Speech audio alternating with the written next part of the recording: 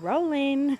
Hey Meyer Hatchery peeps, it's Amanda Haney here, and I'm at Muddyoaks Henhouse. Let me get that out. Here with Hannah. Thanks for inviting us back. You're welcome. We were here almost a year ago, and since then there's been a lot going on with her flock. You had some older hens. Yes. And then you were introducing some new chicks, Correct. and you had some illness going on. Yes. Yep. And then you chose to treat them how you felt necessary, because everybody has a different way of dealing with flock illness. Yeah. But if I remember right, you did try separating the ill ones from the flock. Yeah. Anytime you have a bird that's exhibiting any kind of odd symptom, you want to just take them away from the rest of the flock just until you can kind of try and figure out what's going on so that they don't spread anything to the others. But you kind of had some bad luck. Yes. And yeah, they just kept getting sick. So I opted to say goodbye to the entire flock. So, yep. Okay, and you didn't have a necropsy done to find out exactly, which if you didn't know, you can contact your local agriculture extension office, and they provide services. They will test your birds they'll do a necropsy and figure out exactly what caused the death so that you know what you're dealing with, if you need to worry about the rest of the birds on your property, and how to go forward with that. So that's a great option. If you really just don't know what's going on, reach out to the agricultural extension office near you. If you want to learn more about Hannah's issues with the flock illness this past year, she was a guest blogger on the Meyer Hatchery blog site, so blog.meyerhatchery.com. We did put a link above if you want to read more about her experience. But in having flock illness and having to say goodbye to your flock, you made some big changes. I did. I decided to gut the inside of the coop, and I waited roughly 9 months before I brought anything in.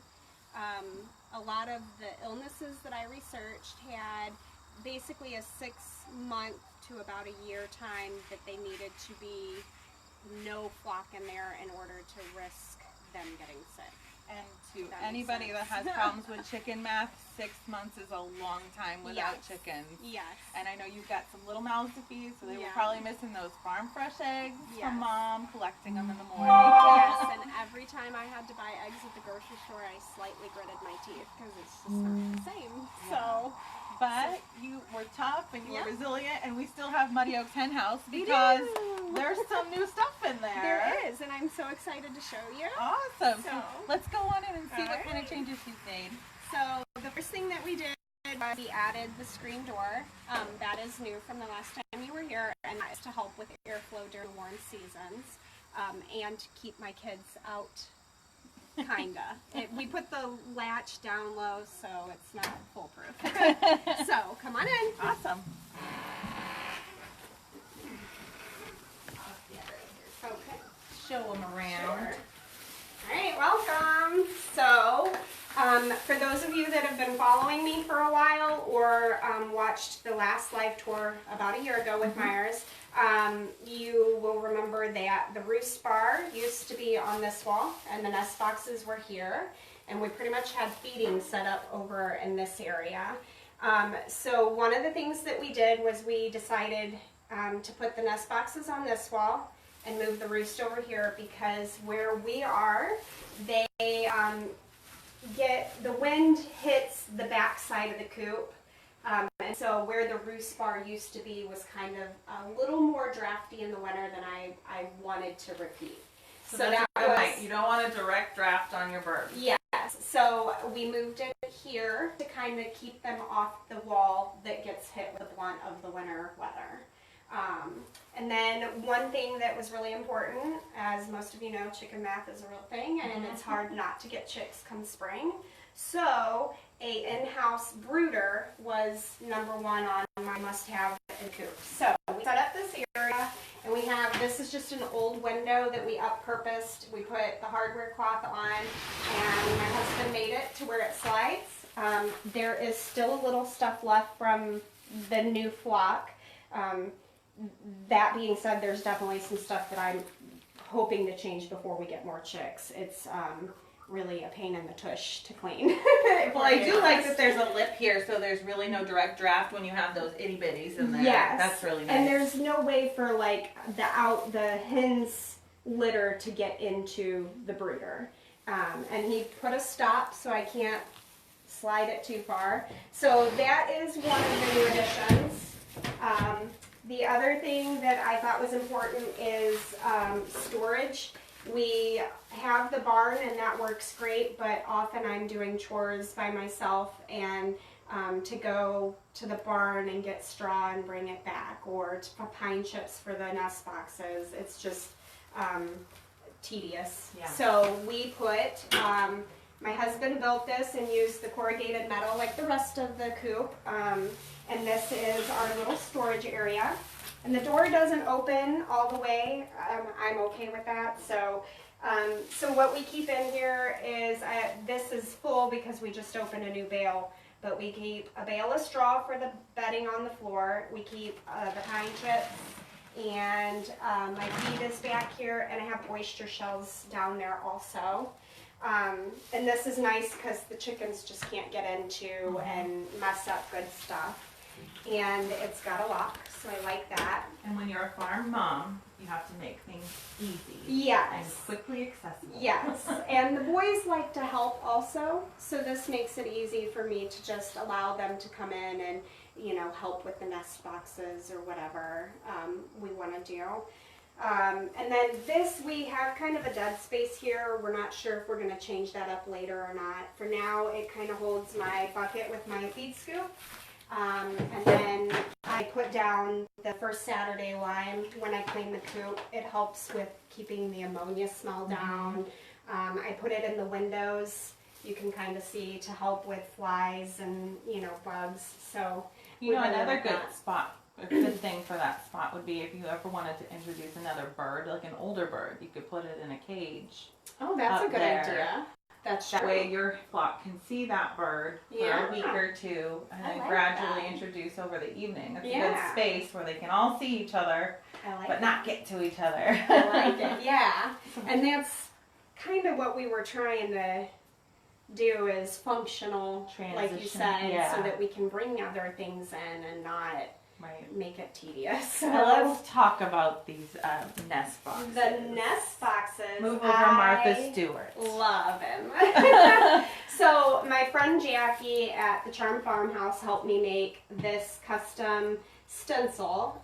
She's no longer doing custom orders, so I was lucky enough to be one of the last people she did it for. And we painted the nest boxes to match the rest of this part of the coop. And she came over and helped me get this painted on. I sealed it, and then we brought the nest boxes in last weekend. And for those of you who follow or don't follow, Yellow Yolks from Local Folks has been pretty much my slogan, I guess, if you want to say, since the beginning. So it was important for me to keep that. And then there's a hen and a rooster for me and my husband, and 4 chicks for the kids. I love it. Yeah, and then one thing that I did differently this time with the nest boxes, last time I just had freestanding nest boxes, and they were just custom built. When I was cleaning them, it was really hard because there was a lip on all sides. As many chicken keepers know, it's hard to get something down and try and scrape it out. To kind of scrape it out. So they were never really clean to my liking, I guess. So what we did in this one is I went to Target and I bought these little paper trays. They're anywhere from $1 to $3 depending on what size you get. So like this is $1 one. This one's just a hair bigger, and it was $3. So they didn't have the dollar option last year when I first started buying them. So, and this makes it easy. Like I said, the kids can come in here and help. I just pull out my pine and then literally toss it in. Fill it in. Yep, and I don't fill it to the top because, you know, they kick it out anyways. And then you throw it in. And then likewise, when they're dirty, broken eggs, poop, whatever, you know, I just can dump it onto the floor. And when I clean the floor of the coop, Boom, we're done. And take it out to your compost. Take it out to compost. If this is too dirty, I can take it out and hose it off. You know, wash it with soap if I need to. And then, of course, you know me, I like my curtains. So there are curtains. Spoiled girls. Another good Yes. thing that would work in these bins would also be those turf nest pads. Then you could take those out and hose those off as well. Yeah, and then I wouldn't have to buy pine chips Yep, you spend a little to get started, Yeah. but you would save money in the long run. That is a brilliant idea. I guess we need to do like a bargain Coop video next. Sign me up. So yeah, and then the nest bars are, it's an old barn ladder. It came with our barn. It was rickety. There was steps missing. You can see there's a difference between like that bar and that one. Those were added because there was just railing or steps missing. So we cut the ladder in half, doctored it up, brought it in here, and boom, free roost bars. I love it. I think that just the hodgepodge of materials that you've used, there's just so much like a story on every piece of the wall. Like this came from here and this came from there. And you don't always have to go out and spend thousands and buy all new materials. You can just look at a local barn or a thrift store or even your own garage. You can pretty much find anything to utilize for your flock. And for us, it was definitely more affordable and more manageable in our budget to do repurpose on a lot of stuff. A lot of this wood that we've used, you can see it's discolored. It's because it's what we had laying around. Like you said, the metal for the walls and right here, it's all repurposed from when we redid our barn. I did splurge and buy lights, and I know lights are also a controversy in the coop, whether to run them in the winter or not. We have long winters here, as you know, and it gets really dark really early, and sometimes after I put the kids to bed, I think, oh my gosh, I didn't check for eggs, so I run out to a dark coop. So for me, it was important to have the lights, mainly so I can get in here after dark, and then also on the really, really long months, we do run them a little bit in the evening just to give them a little bit longer of a day. Yeah. Not to force laying, just more so for... So they're not sitting in the dark for several hours. I mean, I know how it is to be in the house. Yeah. 5 o'clock Everybody needs a little bit of light in their lives. And we are going to run electric here, so that wasn't done for the tour, but once it's done, that'll allow us to plug in without extension cords everywhere. And it's there so that we can run down here the heat lamp. So your first batch of chicks after your flock removal and illness, yes, you got some Meyer Hatchery chicks. I did. Most of my chicks are Meyer Hatchery. So what were some of your favorite breeds you added to the coop this year, since you had to get more chicks? I had to. I couldn't go without them. So one hen that is new this year for me is the Swedish flower hen. The Swedish flower hen is one that I have had on my list pretty much since I realized it was a thing.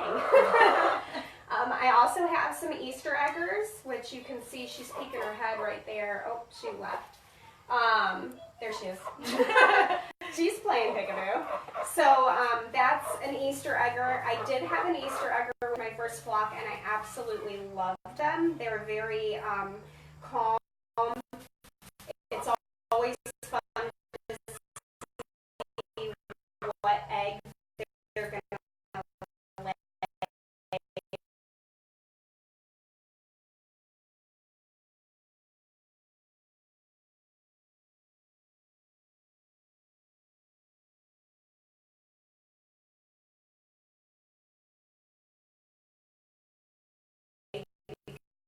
Because as you know, we can lay blue, green, brown. I knocked the buckeye the first round, and this time I got it from the ice, which is also really exciting. And for those of you who aren't in Ohio, Ohio is the Buckeye state. So Yeah, you gotta have a Buckeye. have a Buckeye. And they're a hardy breed. Like Yes. Sumatras? Sumatra. Yep. Yep. Oh, yeah, that's the all black one, correct? Yep, you got a Sumatra out there. So we had a Sumatra last flock, and when the Sumatra was a chick, she was very flighty and very like hard hard to catch, hard to handle. She ended up being our best bird. She would follow me around, the most friendliest, calmest. You could catch her, hang out with her. So for me, when I got Flock 2.0, as I call them, Sumatra was like a must-have. Yeah. So yeah. It's always fun. I know it was really sad and hard for you. Your existing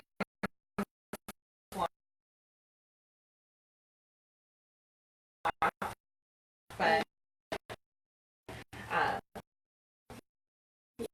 I just love that you just revamp things. You made things. It happened. I guess it's only one. Even then, though, you can bring them in on your shoes just from walking through Target parking lot or your local fair or really anywhere. If you wear your shoes out and about and you come in, you're risking it. So. Yeah, even myself, I have an existing flock, and these are shoes that I did not wear at home. I do not wear them at home, and I chose to bring them here because I didn't want to bring, my flock isn't sick, they're not showing signs, but they could be carriers, so I didn't want to bring anything from my homestead to your homestead. I thank you for that. Yeah. Especially since we just got it going again. Yeah, we don't want to jinx you. Yeah, and I mean, it was very hard to say goodbye. I don't think anyone fully understands that until they have to say goodbye to their flock for whatever reason. So saying goodbye was a hard choice that I had to make, and I definitely don't hope to ever have to make that one again. So I would rather be safe and gut it and redo and kind of, like you said, revamp than have to say goodbye to another flock. So I'm super excited. But well, thank you so much for inviting us back, and I've gotten some inspiration from my own coop. I just love coming to other people's houses and homesteads and farms and coops because I'm always like, oh, I could do that in my coop, and I could do that in my coop. Yes. I mean, these ladder perches are just adorable and so low cost. Yes. And I love how antique and vintage they look. So. Yeah, and we could have painted everything and made it fresh and new, but really, to me, I love the rustic look, and I don't mind that I'm upcycling or repurposing things. So for me, that was kind of part of the charm, was keeping the old beat-up look. So, well, nothing says farm like rust. I mean, if there's no rust, then it's just not okay. And you're in the city. They even make rust-colored paint, so it's a thing. Oh, yeah, right?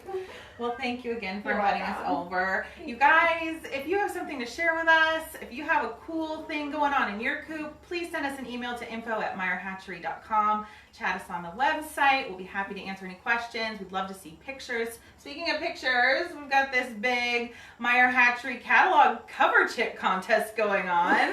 So, I don't know, maybe the next Meyer Hatchery cover chick is in your flock? Could be. I've been really using the hashtag. Are they blow drying their feathers every night?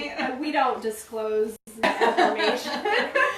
But if you think you have an Meyer Hatchery cover chick or guinea, Meyer Hatchery poultry, period, use the hashtag MHCoverChick2020 and post your photos on Facebook, Instagram, or Twitter.